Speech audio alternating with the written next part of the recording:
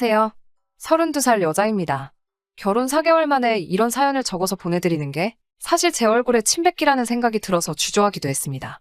연애도 어느 정도 긴 시간을 해왔는데 이 정도로 고쳐 써먹지도 못할 사람이었다는 걸 눈치채지 못했으니 제 잘못이 가장 크기도 하겠네요. 직장도 변변찮은 것도 알았지만 제가 안정적이고 큰 회사에 다니고 있어서 크게 문제가 될 거라는 생각도 한 적이 없습니다. 단지 연애하던 동안 저한테 잘하는 모습에 저도 결혼하기에는 조금 늦은 나이라는 생각을 했다 보니 직장이 변변찮다고 하더라도 인성 하나만 보자고 스스로에게 위안을 삼기도 했습니다. 남편에게 두 얼굴이 있었다는 건 결혼 후에는 알게 되었어요.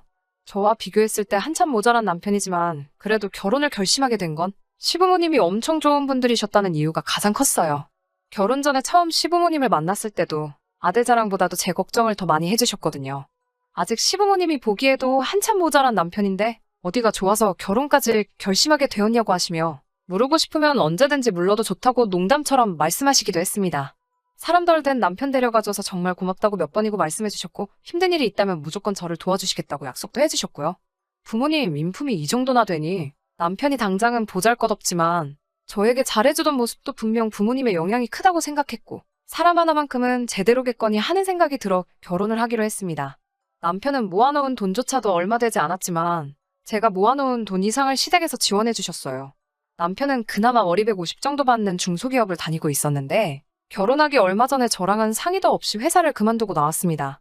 저랑 상의도 없이 정한 일이니 당장 그걸 가지고 대판 싸우게 되었어요. 무슨 영업일을 시작할 거라면서 믿어달라고 말하는데 너무 자신있게 말하니 하지 말라고 하기도 뭐하고 이미 회사는 그만둔 상황이었으니 그냥 한번 믿어보자고 생각했어요. 당장에야 수입이 없겠지만 저렇게 자신있게 말하니 뭐라도 보여주겠지 하는 마음에 어디 한번 두고 보자 했어요. 시부모님이 지원해주신 돈도 있고 당장은 밥 굶고 살 것도 아니고 재벌이도 넉넉했으니까요. 그렇게 믿었던 제가 바보 같네요. 자기 체면을 그렇게 중시하는 그런 놈인지는 이번에야 처음 알게 되었습니다. 시어머니가 주신 돈을 가지고 외제차를 리스로 하나 계약을 하고 1,000만 원짜리 손목시계를 사가지고 왔습니다. 돈 한 푼도 못 벌고 있으면서 너가 그런 게 어디에 필요하냐고 대판 싸우게 되었어요. 이혼한다고 울고불고 싸우다가 결국 시부모님께까지 이 상황을 말씀드리게 되었네요. 시어머니께서 애가 아직 철이 없어서 그런 거니 예물한 셈 치고 이번 한 번만 넘어가달라고 부탁을 하시더라고요. 당연히 그게 말이나 되는 소리냐고, 그걸 어떻게 그렇게 퉁을 치냐고, 안 된다고 바득바득 소리를 지르면서 못 살겠다고 했어요. 두 번 다시 그런 사치품에 쓸데없는 돈 쓰지 못하게 확실하게 못을 박아둘 테니 한 번만 용서해주면 안 되겠냐고 남편을 대신해서 저에게 몇 번이고 사과를 하시니 하는 수 없이 그 일은 그렇게 넘어가게 되었어요. 시부모님이 주신 돈은 제 명의 통장으로 새로 바꾸어 주셨고 시계값까지 채워서 주셨습니다. 남편은 그 뒤로부터는 쓸데없이 돈을 쓰는 일은 없었지만 얼마 되지도 않는 용돈을 받아다가 그렇게 짝퉁을 사모으더라고요. 명품을 차고 있다고 사람들이 너를 무시하지 않는 게 아니라고. 사람이 먼저 명품이 되면 알아서 너를 알아봐 줄 거라고 몇 번을 말하는데도 자기를 가르치려 들지 말라고 다투게 되었어요. 결혼한 지 얼마 되지도 않았는데 그때부터 남편과는 삐걱거리기 시작했습니다. 결혼식을 올리고 나서도 집들이를 수십 번을 준비해야만 했어요. 친정부모님 집들이 때는 조촐하게 배달음식 사다가 끝냈어요. 간단하게 준비하면 끝이라고 생각했던 집들이는 큰 문제거리가 되고 말았습니다. 그 뒤로 이어질 남편 손님들의 집들이 때문이었습니다. 남편은 뭐 그렇게 아는 사람이 많은지 고등학교 동창 따로, 대학교 동기 따로, 전 직장에서 알던 사람들 따로 자기 지인들을 그룹별로 나눠서 수많은 집들이를 준비시키더라고요. 이제 와서 생각해보면 남편은 그냥 자기가 얼마나 잘 살고 있는지 보여주기 위해 별 쓸모도 친분도 없는 사람들 불러다가 집들이를 하려고 했던 것 같네요. 저희 친정부모님 때 했던 것처럼 배달 음식으로 집들이 준비를 하려고 했는데 남편은 자기 손님들이 올 때는 굳이 직접 한 음식으로 준비해달라고 부탁을 하더라고요. 한번 집들이를 할 때마다 데려오는 인원이 워낙에 많다 보니 저도 배달 음식으로만 준비하기에는 자금적으로도 부담이 있고 해서 직접 음식을 준비하기로 했습니다. 직접 음식을 준비했다지만 사실 제가 직접 한 건 별로 없었어요. 그냥 마트나 근처 밀키트를 판매하는 곳에서 파는 것들을 사와서 제가 조리만 해서 직접 내오는 식으로 준비를 했습니다. 오히려 남는 재료가 없으니 경제적인 부분에서도 많이 절약이 되어서 조금 손이 가기는 했지만 괜찮다고 생각했습니다. 남편은 제가 음식 준비를 하는 모습을 봐서 그런지 그것들이 전부 직접 한 음식이라고 굳게 믿는 눈치였고요. 음식 솜씨가 좋다는 칭찬을 들을 때마다 남편은 마치 자기가 칭찬을 받는 것처럼 으스케했어요. 그렇게 수많은 집들이를 치러가면서 별일 없이 보내고 있었는데 남편과 이 지경까지 오게 된 사건은 생각지도 못한 날에 발생했습니다. 바로 시댁 식구들 집들이 날이었어요. 이번 집들이는 시댁 식구들이니만큼 남편도 남의 시선 같은 거 신경을 안 써도 될 듯 싶어서 친정 식구들 집들이 날 했던 것처럼 시부모님이 오실 때에는 간단하게 배달 음식으로 차려내자고 제안을 했어요.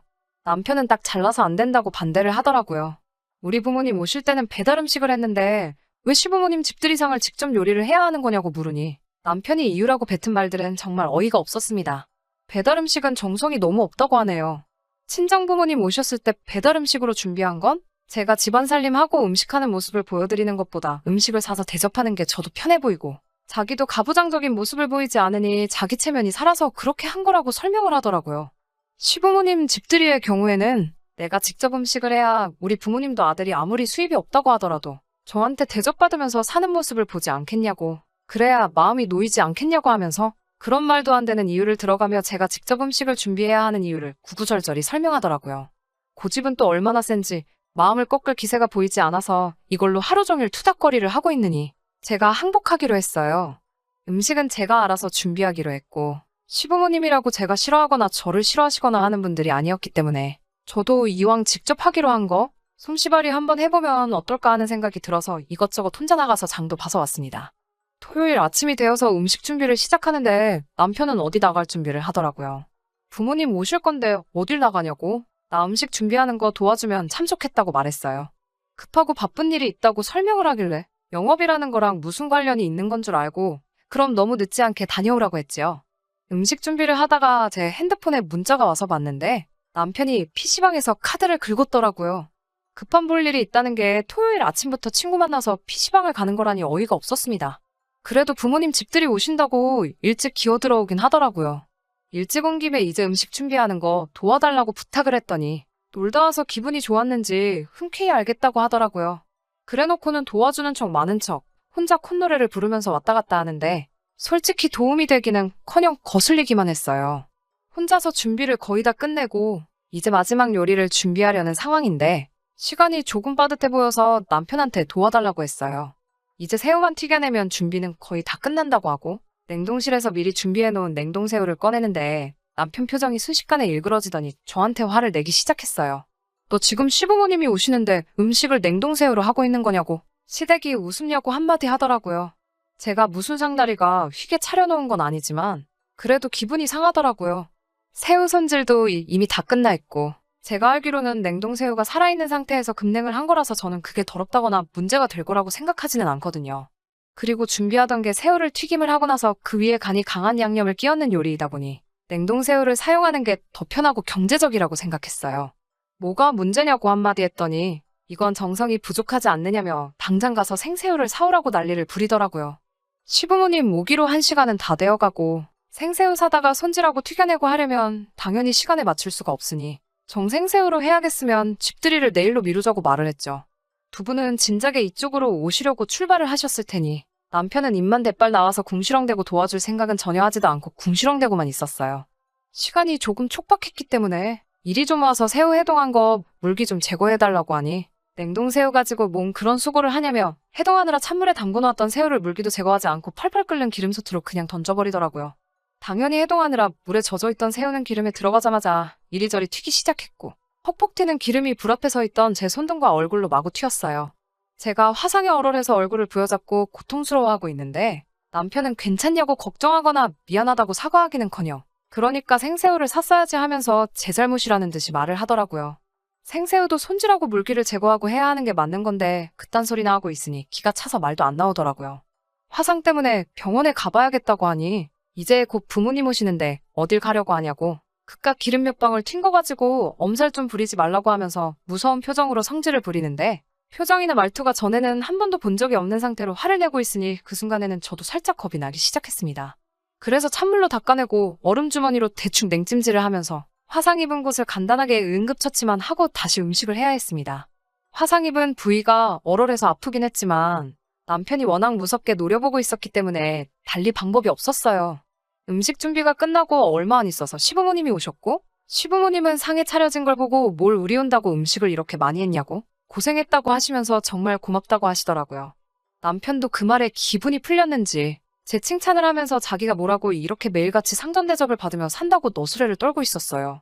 밥을 먹고 있는데 화상 입은 곳이 쓰라려서 잠깐 얼굴을 찡그리게 되었어요. 시어머니께서 그런 저를 눈치를 채시고는 제 얼굴에 빨갛게 부어있는 화상 자국을 보게 되었습니다. 며느리 얼굴이 왜 그러느냐고 물어보시는데 그 순간 참아왔던 게 폭발을 해버린 건지 울며불며 시어머니 앞에서 음식 준비하면서 있던 일을 다 말해버렸어요.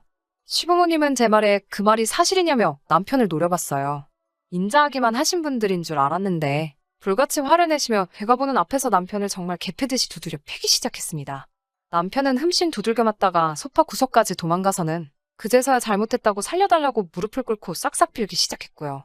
그 길로 시부모님은 집들이는 됐고 병원부터 가야겠다며 저를 데리고 근처 병원으로 향했습니다. 병원에 갔더니 심재성이도 화상이라 한동안 흉이 남을 수도 있다고, 그래도 응급처치를 제대로 한 덕분에 그렇게 심하지는 않을 거라며 다행이라고 말해줬어요. 시어머니께서 이쁜 며느리 얼굴에 상처가 나서 어떡하냐고 하시면서 남편한테 너는 이런 마누라 얻은 게 평생의 복인지도 모르고 똥오줌도 못 가리고 결혼한 지 얼마나 됐다고 이혼당해도 살 행동들만 골라서 하고 있냐고요. 저런 놈은 용서도 해줄 필요도 없다고, 집도 제 명의로 되어 있고 원한다면 결혼할 때 받은 지원금도 일부 저에게 주신다고 차라리 이혼을 하라고 하셨어요. 다음부터는 남편이 제 기분 조금이라도 상하게 할 때마다 무조건 연락을 달라고 하시더라고요. 그 길로 바로 집으로 찾아오셔서 그에 상응하게 아주 혼쭐을 내주시겠노라고 하시면서요. 남편하고는 조금 사이가 괜찮아졌어요. 시부모님한테 그동안 서운했던 거 전부 다 털어놓은 덕분에 영업한다고 까불면서 시작한 일도 접었고 최근에는 새 취직 자리를 알아보고 있어요. 집에 있으면서도 집안일도 다 해놓고 제 눈치 보기 바쁩니다. 저한테 연애할 때보다 훨씬 더 잘하기도 하고요.